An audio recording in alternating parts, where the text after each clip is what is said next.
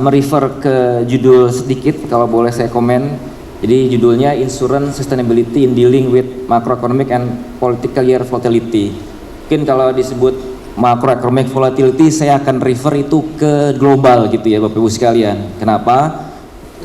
Sangat sependapat mungkin catatan-catatan tadi dari Pak Beni juga bahwa memang global ini berada dalam kondisi yang sangat-sangat dinamis gitu. Berbagai risiko seperti kebijakan moneter di US, kemudian perang Rusia Ukraina, kemudian juga beberapa hal lain termasuk juga climate change itu yang sekarang kita hadapi.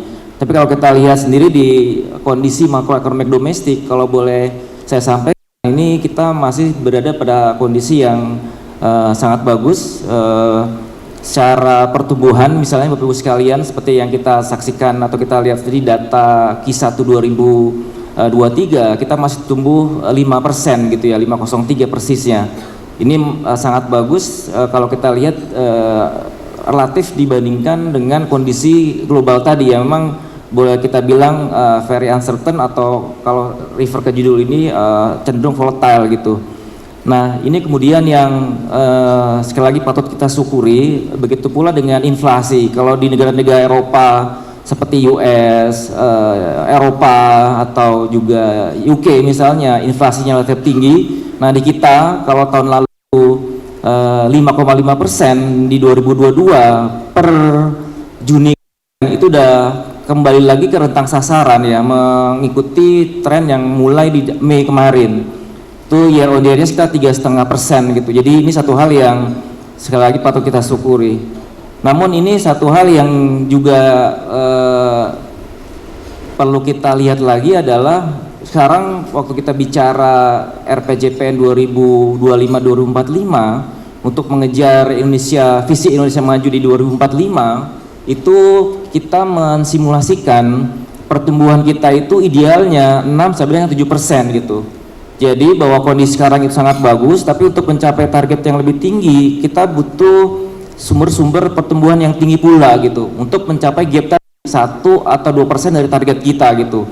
Nah ini di sini satu hal yang sekali lagi bagaimana pentingnya peran industri atau sektor keuangan, wabil khusus sektor industri asuransi. Jadi kalau lihat dari judul paling tidak ada dua peran gitu yang kita harapkan dalam konteks industri asuransi. Pertama adalah industri asuransi sebagai salah satu sektor yang mungkin bisa tumbuh untuk tadi mensupport target 6 sampai 7% di dalam jangka menengah panjang. Kemudian yang kedua yang tak kalah pentingnya juga adalah industri keuangan, wabil khusus industri asuransi juga berperan dalam tadi mengakumulasi sumber-sumber pendapatan yang ada di dalam masyarakat untuk kemudian disalurkan ke berbagai instrumen investasi atau sektor-sektor yang memang produktif gitu. Ini kemudian yang kita harapkan bisa jadi sekali lagi memperkuat fundamental ekonomi kita, tidak hanya dalam jangka pendek tapi juga di dalam jangka menengah panjang. Nah, given target tersebut, mungkin ada beberapa catatan yang ingin kami share ke Bapak Ibu sekalian. Pertama adalah kalau kita lihat tadi bagaimana mendorong atau mewujudkan industri asuransi sebagai salah sumber atau sektor yang menjadi mendukung pertumbuhan ekonomi, ini mungkin catatan sedikit kami. Pertama, kalau secara agregat pertumbuhan ekonomi kita itu sudah kembali lagi ke level sebelum pandemi sekitar 5%. Nah ini mungkin yang kita sekarang cermati juga untuk subsektor asuransi dan dana pensiun. Itu kalau kita bandingkan dengan sebelum pandemi itu growth-nya 7,5%. Jadi di periode 2011-2019 itu growth-nya rata-rata 7,5%.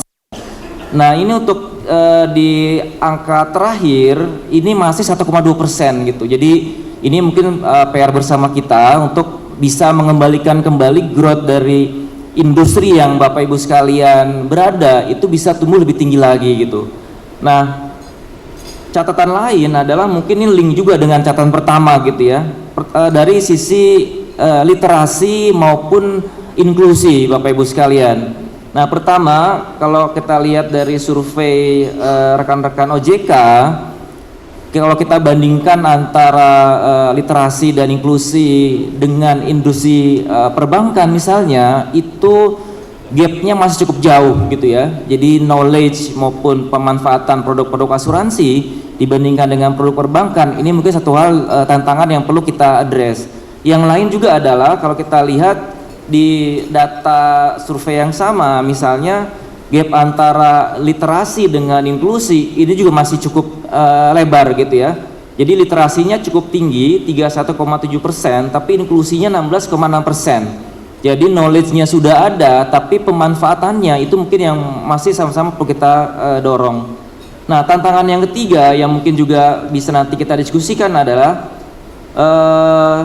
ini yang mungkin secara struktural ini jadi challenge kita adalah di dalam, kalau kita lihat di breakdown komponen neraca pembayaran itu salah satu kontributor defisit utamanya adalah sektor jasa.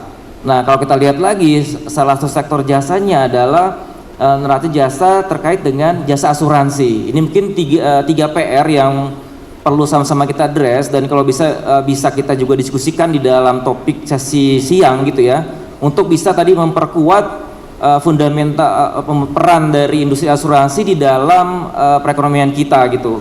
Nah, terkait dengan hal itu menurut kami tadi ada beberapa kunci. Pertama adalah mengembalikan dan bahkan terus meningkatkan kepercayaan masyarakat terhadap penggunaan asuransi. Jadi trust itu salah satu komponen penting di dalam industri jasa keuangan, dan itu pula mungkin yang jadi kunci untuk kita bisa mendorong industri asuransi itu lebih besar lagi kontribusinya terhadap perekonomian kita. Beberapa hal untuk mewujudkan itu tadi juga sudah diadres oleh rekan-rekan yang lain. Pertama, bagaimana produk-produk layanan jasa asuransi itu bisa lebih dekat ke masyarakat. Misalnya dari sisi premi, kemudian layanan pembayaran klaim, termasuk juga jenis produk-produk yang memang dibutuhkan oleh masyarakat untuk mengcapture berbagai risiko yang dihadapi oleh masyarakat. Itu mungkin satu hal yang kita perlu hal yang perlu kita tingkatkan. Kemudian juga adalah di data terakhir kesehatan industri asuransi itu juga cukup bagus, tapi sekali lagi penguatan modal dari industri asuransi itu juga satu hal yang kita perlu terus lakukan untuk meningkatkan posisi dari industri asuransi. Yang lain pemanfaatan teknologi digital. Jadi seperti disampaikan juga oleh Pak Menko Marves tadi, juga rekan-rekan lain, itu ada teknologi yang berkembang sehingga kalau ini bisa kita manfaatkan untuk meningkatkan produktivitas maupun efisiensi bisnis, ini mungkin satu hal lagi yang juga bisa kita lakukan gitu ya, melalui salah satu dengan insurtech. Yang lain itu adalah tadi sumber daya manusia. Asuransi itu berada dalam bisnis risiko yang kalau kita lihat itu ke depan juga makin sangat dinamis. Penguatan sumber daya manusia itu juga satu hal yang memang perlu terus kita lakukan. Terakhir tentu governance. Jadi karena tadi industri asuransi itu kuat interaksi dengan masyarakat, kemudian juga perspektifnya itu tidak hanya jangka pendek tapi juga jangka menengah panjang, itu adalah penguatan tata kelola perusahaan yang baik atau good governance. Ini mungkin jadi satu syarat mutlak juga untuk terus memperkuat kepercayaan masyarakat terhadap industri asuransi Indonesia. Nah, kami di Kemenko Perekonomian, kami kebetulan juga sekretaris Dewan Nasional Keuangan Inklusif. Jadi kalau ada hal program-program dari Bapak Ibu sekalian yang memang bisa kita sendirikan tadi untuk peningkatan literasi maupun juga inklusi dalam industri asuransi, ini mungkin satu hal juga yang kami akan sangat-sangat welcome gitu ya untuk bersinergi dengan Bapak Ibu sekalian. Nah, terakhir di tengah kondisi yang penuh risiko dan ketidakpastian, dan tadi asuransi itu merupakan satu bisnis yang mengelola risiko, ini mungkin kita harapkan juga bisa meng-create peluang gitu ya untuk tadi bisa mengembangkan atau tadi bagaimana industri industri perasuransian termasuk reasuransi itu bisa menjadikan uncertainty atau ketidakpastian menjadi peluang untuk tadi bisa ikut di samping menjaga tentu ketahanan industri asuransi sendiri, tapi juga menjaga ketahanan ekonomi nasional. Nah, asuransi dan reasuransi sekali lagi memiliki peran penting dalam mengenali eksposur risiko apa yang mungkin terjadi di masa depan, mengkonvert itu menjadi produk-produk yang memang bisa membantu masyarakat memitigasi atau mengelola risiko tersebut. Ini kita harapkan juga bisa terus dioptimalkan.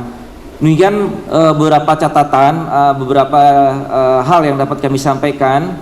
Saya mengucapkan selamat atas Indonesia Re yang mengadakan konferensi internasional ini untuk yang kedua kali. Semoga konferensi ini dapat menghasilkan rekomendasi yang bermanfaat untuk mendorong kemajuan industri perasuransian serta berperan dalam pencapaian pertumbuhan ekonomi yang berkelanjutan. Kami sekali lagi di Kemenko Perekonomian siap bersinergi dengan Bapak Ibu sekalian untuk tadi bisa memperkuat industri instansi sekaligus juga memperkuat ketahanan maupun pertumbuhan ekonomi Indonesia.